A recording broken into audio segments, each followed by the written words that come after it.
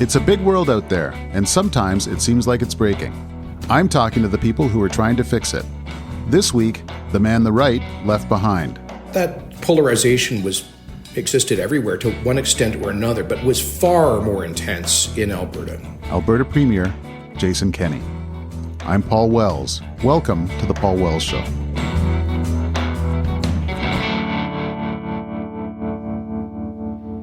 Alberta's getting a new premier next week. It's had a few in the last several years. After a long period of stability, economic turmoil and the energy transition have put a revolving door on the premier's office. Next week, the governing United Conservative Party will try again with a new leader. For a little while yet, though, Jason Kenney is still the premier. I caught up with Kenney in the summer, only a month after the leadership review that he won with barely half the votes. He decided on the spot that that wasn't enough of a mandate, so he announced he would step down. He was not expecting that result. He still had tire marks on his back when I spoke to him. You're going to notice the sound quality in this interview is not quite up to our usual standards. When I reached him, I was in a hotel room recording on my laptop. But by getting Kenney early, I think I caught him in a thoughtful mood. He was able to look at his whole career in politics and to start to draw some lessons from it. I've known Jason Kenney for almost 25 years. In 1998, he was a newly elected Reform Party MP, not yet 30 years old. And his leader, Preston Manning, had already decided that Reform wasn't a big enough party to get to power. Manning put Kenney in charge of outreach to other opposition parties. It was the beginning of the long process that led to the creation of the modern Conservative Party. This is part of the paradox of Jason Kenney. He's a loner. He works late, lives alone, never been married. He's got strong personal beliefs, a lot of them stemming from his Catholic faith. But again and again, his work has led him to reach outside a narrow faction and build bridges. That's what he did at the end of the 90s, when he led the effort to unite the right. And a decade later, when Stephen Harper put him in charge of Conservative Party outreach to New Canadians. And again a decade after that, when he put together a United Conservative Party in Alberta. Now, theoretically, a United Conservative Party in a conservative place like Alberta should have been a ticket to long-term power for Kenney. But the collapse in oil prices that cost Jim Prentice and Rachel Notley their premiership still makes Alberta hard to govern. And COVID made it harder still. In our interview, he talks about how COVID seemed custom designed to break up his governing coalition. He had the responsibility every premier has to protect public health. But a lot of conservative voters in Alberta reject the tools any premier would have to use: vaccines, face masks, and restrictions on public gathering. They hated seeing Kenney using the same toolkit that Justin Trudeau was using at the federal level. Only 2 years after he became premier, members of Kenney's own caucus started to say they wanted him out. It's remarkable in our talk how often he says the trouble came from elements in his party that were further to the right than he was. You could almost sum up our conversation as, "I'm Jason Kenney. If you're to the right of me, what's your problem?" He talks about the influence Donald Trump has had on Canadian politics. He speculates about what might come next for conservative politics in Alberta and in Ottawa. And he shows once again why he's always believed he could talk his way out of a corner. Because he's a great talker. Eloquent, thoughtful, able to marshal his arguments in a coherent way. The question I'm left with is, if somebody with his gifts couldn't succeed in a place like Alberta, who can? Starting next week, somebody else will get a chance to try. Coming up, we'll bring you that conversation with Jason Kenney.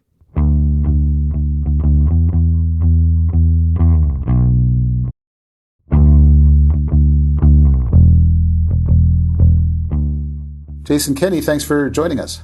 Great to be here, Paul. Thanks. I got a bunch of questions written down, but they boil down to two things. What just happened to you, and how are you? First of all, B, I'm very well, thanks. Paul, I got elected first 25 years ago, this month. And you're one of the first reporters I probably met in Ottawa, I think. I wouldn't be surprised if it was at the bar at Darcy McGee's.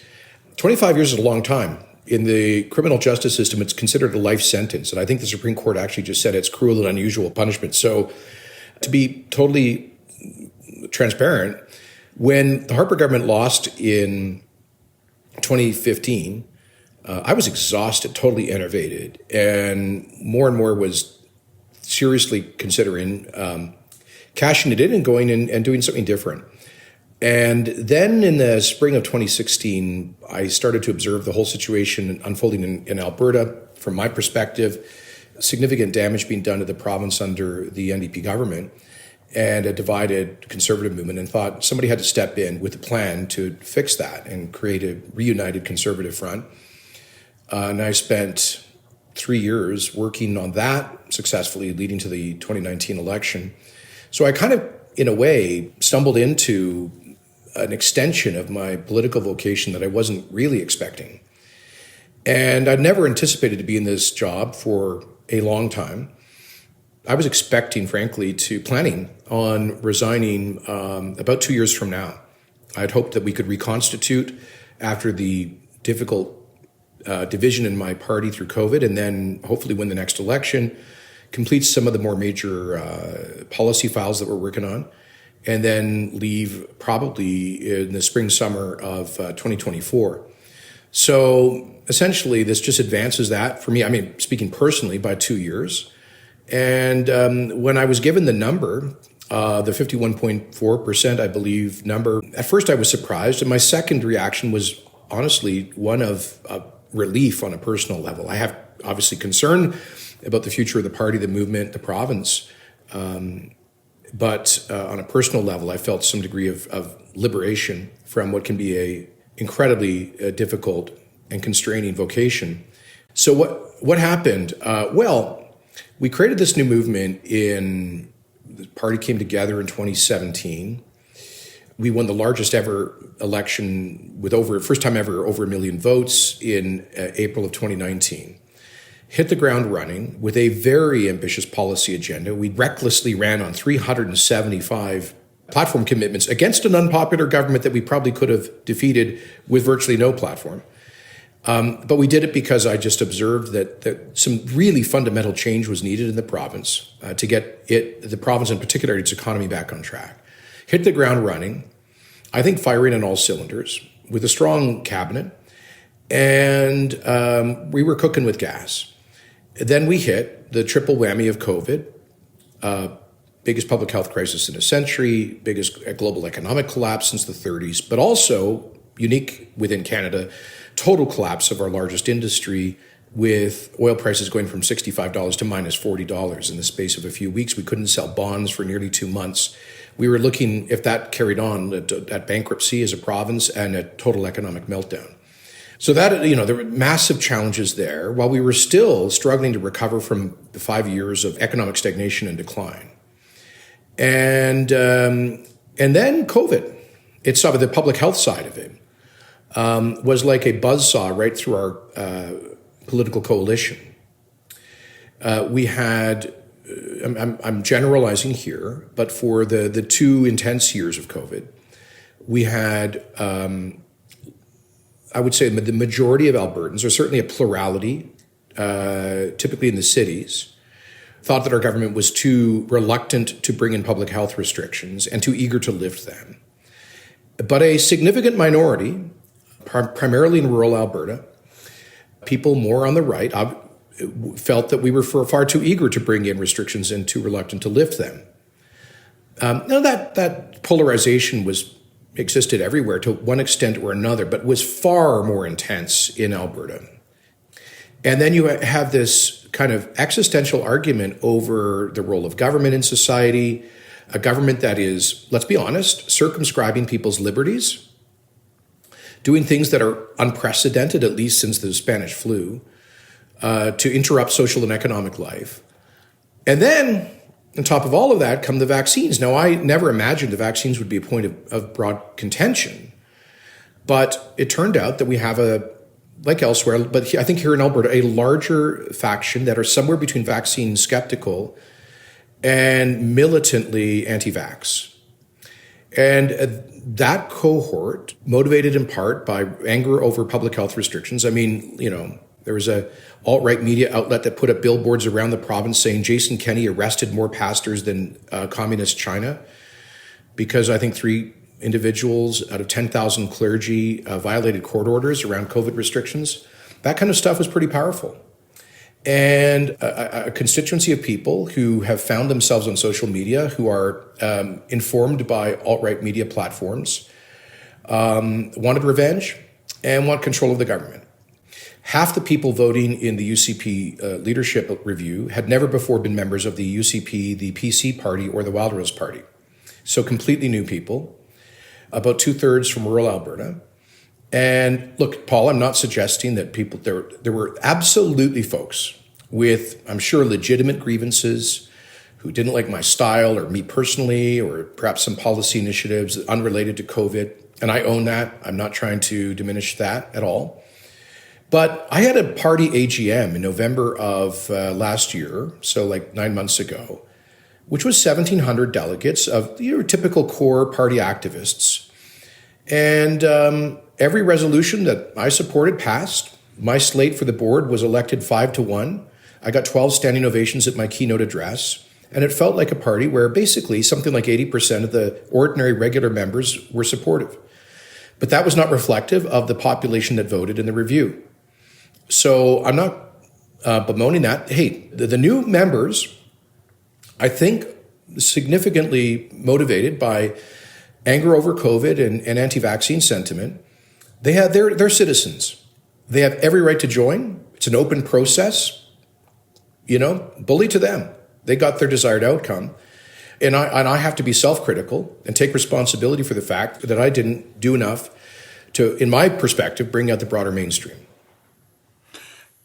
There were some administrative things that happened as that vote approached that sure looked like you saw trouble coming and you were trying to keep above water. The main thing being moving from an in-person vote to a mail-in vote. Was that an attempt to give your people time to get out? No. Any member of the party board that made that call will tell you I never spoke to them about it, and nor did my intermediaries. That was the only call the party board could make, because they had planned a typical in-person vote. The way I describe this is back in the day, a typical PC leadership review vote would be like 1,400 hungover Tories getting up in a hotel room in Red Deer one Saturday morning, grabbing a coffee and wandering in to cast a ballot. So based on convention and precedent, they planned for an in-person event. But about a month out? Yeah, it was about 2 or 3 weeks out. They had already received, I think, 16,000 registrations, and we were clearly on track to push past 20,000 for a venue that could accommodate maybe 2,000. And I mean, Red Deer itself is a city of 100,000. Like, there wasn't even enough space on the roads. There was 3,000 parking spaces for potentially 20,000 voting delegates, or more. So it was just logistically completely impossible. So the party board made, I think, the only responsible call, which was to go to a single member vote. A little while before the vote, you were recorded on a call with caucus members saying, I made the mistake of translating your quote into French so I could speak on Radio Canada about it. So I only remember your quote in French. But basically, you were calling elements within the party nutty, right-wing conspiracy theorists. First of all, did you know you were being recorded? Like, that wasn't a tactical feint, or? No. A lot of people think it was evil genius tactical play on my part. No. I was speaking to some caucus staff. I've been asked to just chat with them, and I think you probably know my reputation in Ottawa. I tend to be pretty open and frank with people. So somebody recorded me and leaked it. Okay, let me put some sort of goal lines around your depiction of the political landscape. Was Rachel Notley going to lose so resoundingly that you actually, in retrospect, didn't have to unite the Conservative parties against her? Could you have done this with the Progressive Conservative Party? Yeah, possibly, but it would have been more difficult and less certain. But yeah, I think a strong argument could be made in a hypothetical scenario that let's say I won the election as leader of the PC party. I think there were ways that if I map this out, I don't spend a lot of time thinking about these hypotheticals, that we could have substantially reunited the divided coalition by taking strong policy positions, which I did in our platform. I mean, there's nothing the Wildrose Party ran on in the past that we have neither committed to nor done as a government, that we have not committed to nor done as a government. So I think we, in that sense, I could have taken away the raison d'etre of the Wild Rose Party. But the best and surest way of defeating the NDP was a full formal merger. And we did that with 97% endorsement from both legacy parties. I did a panel in Calgary about the Alberta election a couple days after you won. And there were some people who know more about Alberta politics there to even out the panel, but I was there. And Don Guy presented some polling. And he found really substantial support for taking Alberta out of Confederation, concentrated in rural ridings, reasonably closely aligned with your voting coalition. And there, we speculated about, is Jason Kenney going to turn out to be René Lévesque and join the rebellion? Or is he going to be Robert Bourassa and try and surf it down to... were you concerned about the fervor with which some of your folks elected you? Was that going to be a problem from day one? Well, it's always been a bumptious right-of-center coalition in this province. So I'm not surprised by that. I always pointed out when I was working on the merger that we have always had 2 or 3 alt-right parties in this province that even at the height of the popularity of Peter Lougheed and Ralph Klein were getting sometimes upwards of 10% of the vote, primarily in rural ridings, occasionally electing an MLA. And, in the case of Peter Lougheed, 1982, an outright separatist MLA. My point was, we're not trying to bring those people into this tent. We're trying to create a broad, mainstream, free enterprise Alberta Conservative Coalition. We don't need to, and we don't want to include those folks who are really on the far margins of our politics. One of whose motivating ideas tends to be separation. I was always explicit about using all of the levers at our disposal to create a more autonomous, a province, a stronger province, to fight federal intrusions into our jurisdiction, to fight federal policies that are massively damaging our economy, primarily our largest industry, the energy sector. But it's interesting you should mention Bourassa, because I very consciously, and I said this I think more than once publicly, I saw my model in a way, or analog, as the Quebec Liberal Party at various points. Unapologetically Federalist, unconditionally Canadian, but also powerfully pro-autonomy. So I always saw that as the approach. Now that you've raised it, I should add that much of the anger that was manifest in the leadership review vote. I talked a lot about COVID and vaccines, but there's another policy dimension, which was the view amongst that cohort that I have been a sellout to Ottawa, that I've not been serious about fighting Trudeau, for standing up for the province, pushing for autonomy. Now, when I share that perspective with some of my fellow premiers or federal ministers, they bend over laughing because they think that is so ridiculous, given how aggressive I've been. And Paul, let me be blunt about this. I think it's fair to say, I think it's objectively the case, that I have been far more assertive about Alberta's role in the Federation than any premier since Peter Lougheed circa 1981-82, around the time of the National Energy Program and the patriation of the Constitution. And people forget he ultimately signed an agreement with Pierre Trudeau for the continuation of the National Energy Program. Yeah, there was champagne, and signed on to the Constitution. If I'm not mistaken. You're very good memory. And champagne flutes, to be precise. And there was, ultimately the patriation. He signed on to the patriation. He was not Lévesque. I have pushed files that I hope continue to fruition, to be honest, including creating our own Alberta provincial pension plan, replicating the QPP, Alberta provincial police, suing Trudeau on the carbon tax unsuccessfully, suing him so far successfully on the Impact Assessment Act, Bill C-69. I could go down a very long list of things that none of my predecessors have supported or done. But for that particular cohort, all of that was inadequate, insufficient, and a sign of weakness. Which leads me to wonder whether the UCP is governable. Is it a party that can be led by somebody who wants a broad, mainstream, fiscally conservative party? Or are they in the market for something else? Well, I think the answer is yes, because I don't think this stuff would have happened without COVID. I think COVID was the black swan event that, as I say, was like a buzzsaw in our coalition.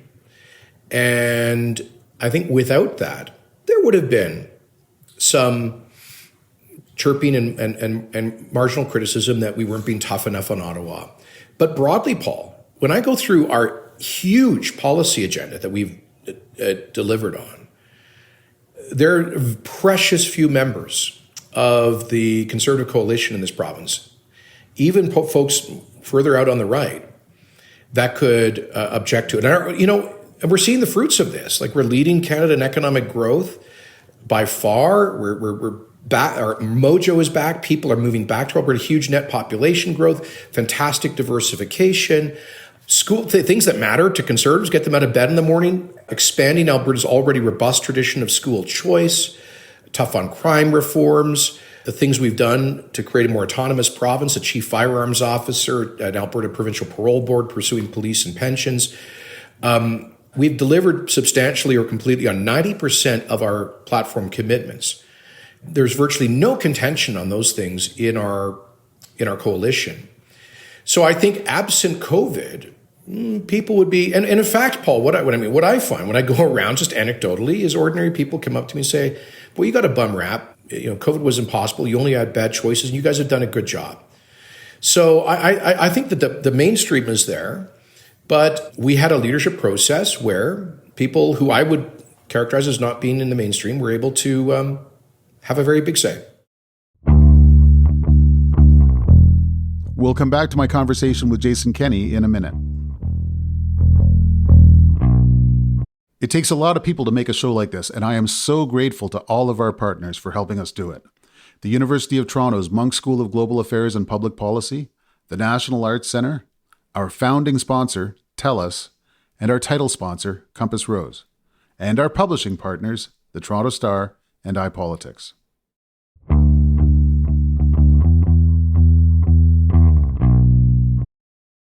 You just mentioned federal-provincial relations, and I've been wondering, you were a premier dealing with a prime minister.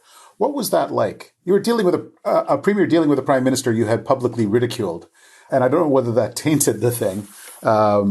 You called him an empty trust fund millionaire who has the political depth of a finger bowl. Did he hold that against you? I don't think so.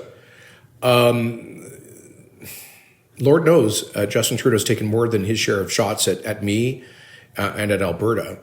When you're in these kinds of positions, you know that there's going to be some sharp elbows and occasionally some unkind things that are said. But the truth is this: we always approached our relationship with Ottawa in two categories. Category A, areas where we could find common ground. Category B, areas where there was just going to be full-on conflict. I said to the Prime Minister the day after, when we first spoke after my election, that I wanted, wherever possible, to find common ground. And we did, on things that are really consequential to Alberta, but things that are not front-page issues, that didn't get much credit from the people who straddle separatism. So, for example, we got a critical equivalency agreement over the regulation of major industrial greenhouse gas emissions that probably saved our largest industries billions of dollars, because we in Alberta, we know how to regulate oil and gas. Ottawa doesn't. It's something we've been doing for about 70 years. They've never done. And hugely important win. We got an equivalency agreement on methane regulations. And we're world leaders. When I go down to Washington, they all want to know, how have we reduced methane emissions by 45%? And we're on track to hit 75%. Ottawa had a ridiculous scheme that would have cost billions more for less reduction. We got an equivalency agreement to allow Alberta to regulate northern caribou habitat regulations. Now, again, that sounds like a snoozer of an issue. But if Ottawa had proceeded with their plan, they would have sterilized a third of the landmass of northern Alberta, cost us about 6% of GDP, and upwards of 60,000 jobs. We got control over that. And so we're doing it in a much more targeted and smarter way. These are big, big, big ticket items. We got them to lift the cap on the fiscal stabilization program. Now, it didn't go retroactive, which is what we wanted, but it was an important step forward for fairness. We got $1 billion out of them as a stimulative counter-cyclical measure during COVID recession for well reclamation to help us address a longstanding environmental liability. And I mean, I could go on. So there's a long range of issues where we actually got things done by working cooperatively. But then there are a bunch of other things. The retail carbon tax, Bill C-69, the Impact Assessment Act, which is just a brutal and gross violation of our jurisdiction over the regulation of natural resources. The emissions reduction plan, which we think is absurdly unfeasible.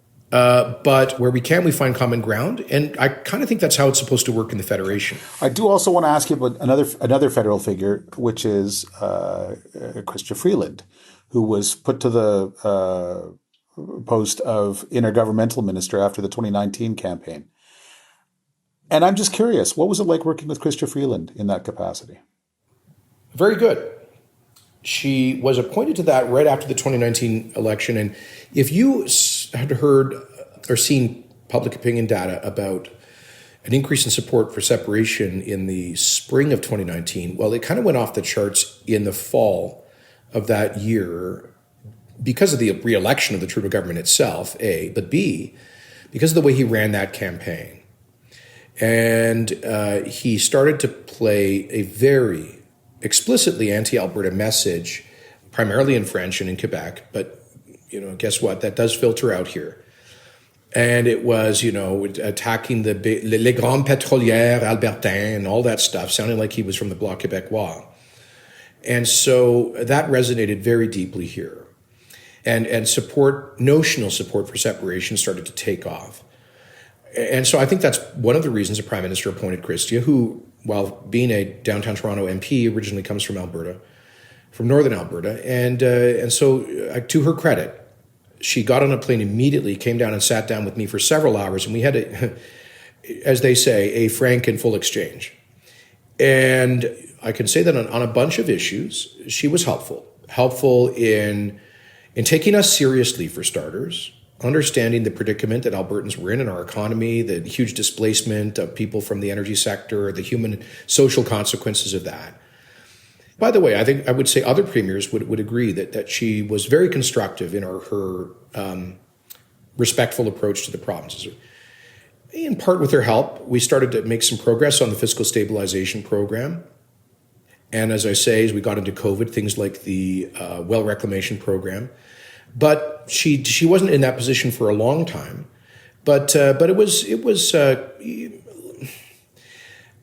don't think it's any a secret that on issues around energy and the environment, the economy, that there is an ongoing tension in the Trudeau government. And I can say that we've had certain federal ministers who are much easier to work with constructively than others. Stephen Guilbeault would be in the less constructive? You have a firm grasp of the obvious, Paul. Okay.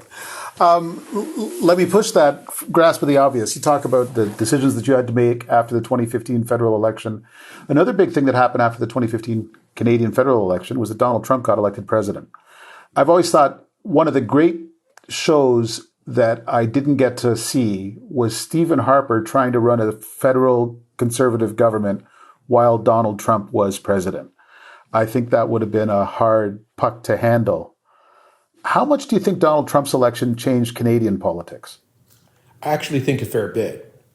On my side of Canadian politics, on the right of center. We know that liberals and New Democrats they're just addicted to dabbling in U.S. politics, trying to lever whatever's happened in U.S. politics to scare Canadians or whatever. That's just a given. That's just part of our political culture, unfortunately. But on my side of Canadian politics, here's my take, Paul. I think that most people who are broadly right of center have, over the past several years, developed a deep distrust for mainstream legacy media broadly. And I'm one of them. Yep. But the further you go on the spectrum to the right, the more that goes from skepticism to outright hostility. So you have a significant share of the population, which would be larger in Alberta than the rest of Canada, who will not consume any information coming from legacy mainstream media outlets. So where do people get their information? Well, I think some of those people, the further you go to the right, curate their own sources of information, often through social media. And the further you go down that spectrum, folks who would not have been able to publish outlandish conspiracy theories 10 years ago or 20 years ago can now self-publish, of course, on social media. And now, of course, there have been entrepreneurs who have created alt-right media platforms to cater to that audience. We have them here in Canada. They're typically web-based.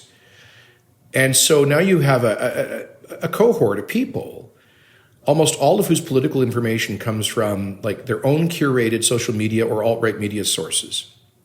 Then you add onto that Donald Trump, who, in my view, validated a lot of those more extreme views. I mean, this is a guy who couldn't conjure up a condemnation of QAnon.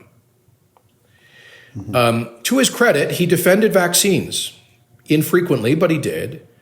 But broadly speaking, I think he kind of validated an unleashing of animal spirits on the far end of the far right end of the political spectrum that has been really problematic. And then you layer on top of all of that COVID, where you've got governments stepping forward to restrict people's freedoms in unprecedented ways.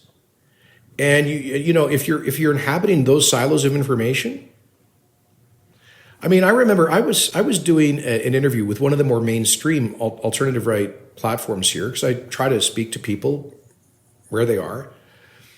And I was watching the live feed of comments. Now, Paul, you know me. I mean, I was, I think, by reputation, if not one of the most right-wing government ministers in the Harper government. Most liberals would, I think, regard me as a kind of Darth Vader of the right in Canada of some sort. That's their caricature of me, I think. And yet I'm watching this live feed, and you can see this on my Facebook page any given time. And Kenney, you will be executed following the Nuremberg trials for your crimes against humanity for promoting the vaccines. Kenney, you are a worthless POS globalist. You're a sellout to Trudeau, you federalist SOB.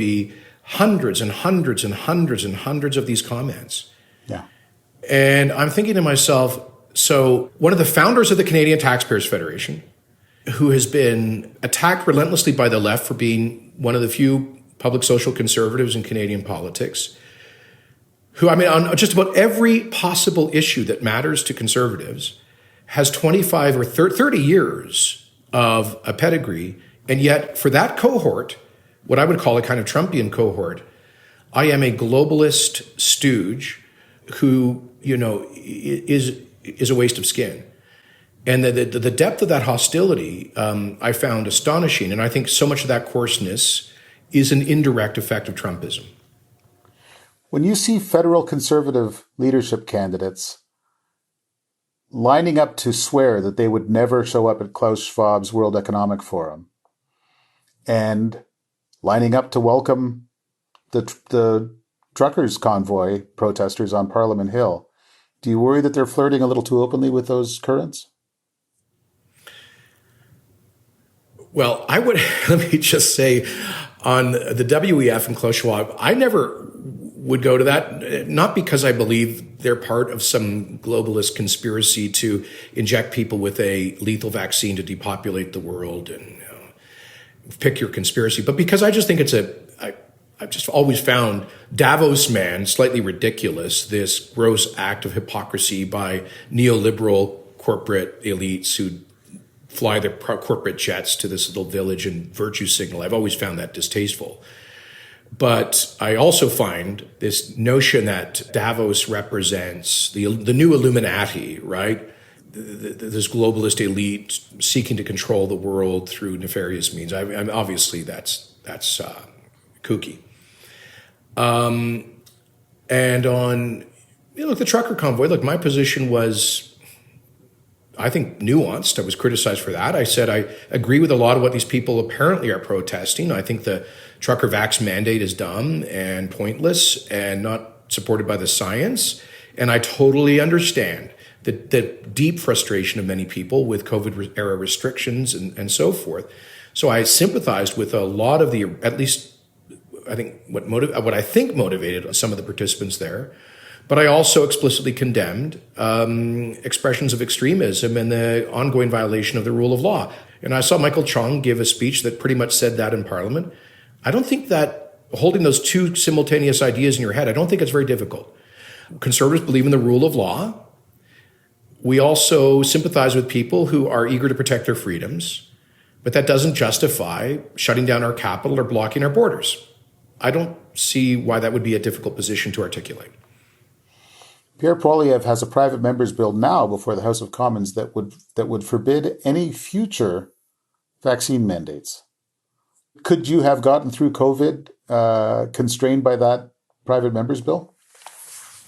Well, actually, I guess he's talking about federal travel mandates, which I've been opposed to. I don't think there's a point in them. I will tell you here, Paul, that we actually passed a law amending the Public Health Act to remove a power of the government to compel people to be vaccinated, which had been in the Public Health Act since 1910. So partly, Paul, to address the anxiety of people hostile to vaccines about government coercion, I tried to say, hey, folks, I get it. We're not going to tie anybody down and inject a substance into them that clearly violates security of the person, all sorts of common law and principles and constitutional rights. We're not going to do that. And for greater certainty, we will actually amend the Alberta law to remove the power of mandatory inoculation. In terms of proof of vaccination programs, we were the lightest in Canada. We always gave people an option to do a negative test, including our healthcare workers. So they either had to engage in certain kinds of occupations or certain discretionary activities for a few months. Really, during the fourth wave, we said either show us a proof of vaccination or a periodic negative test. We thought that was a reasonable balance at a time when 90% of our ICU patients were unvaccinated. But on the flip side, again, Paul, I know I'm sounding like on the one hand, on the other hand here. On the flip side, by the time we got into Omicron, it's clear that its infectiousness and the declining protection against infection from the vaccines meant, as we got into the first and second quarter of this year, that the argument for vaccine mandates was much weaker. And why the Trudeau government has kept a hold of these things, I think, is only explicable as a political tool. So bottom line is yes, we never had hard mandates here, and I think we were right to avoid them. Not that I got any credit for that. Jason Kenney, where are you going to go now? I don't know yet. I've got a full-time job and then some until probably mid-October. The leadership election's October 6th. There will be a transition period after that. So I'm giving it my all. I don't want to waste a day. And it's currently my intention to stay in the legislature after that for at least a period of time, continue to represent my constituents.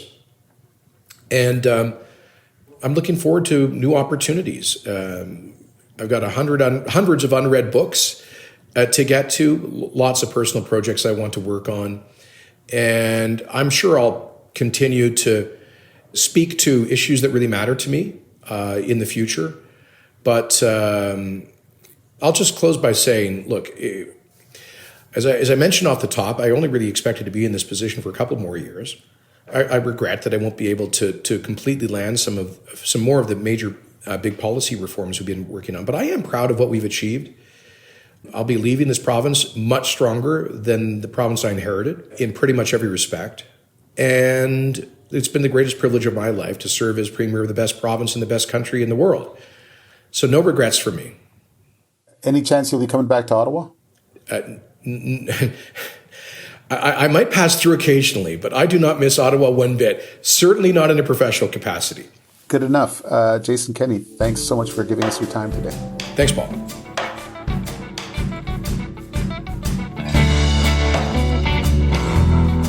Thanks for listening to The Paul Wells Show. The Paul Wells Show is produced by Antica in partnership with the National Arts Centre and the University of Toronto's Monk School of Global Affairs and Public Policy. It's published by the Toronto Star and iPolitics. Thanks to our founding sponsor, TELUS, and our title sponsor, Compass Rose. Our senior producer is Kevin Sexton. Our associate producer is Haley Choi. Our executive producers are Lisa Gabriel and Laura Reguer. Stuart Cox is the president of Antica. Music is by Kevin Bright. And hey, whoever wins that UCP leadership race next week, anytime you want to talk, I'll be here. If you're enjoying this show, tell a friend. We'll be back next Wednesday.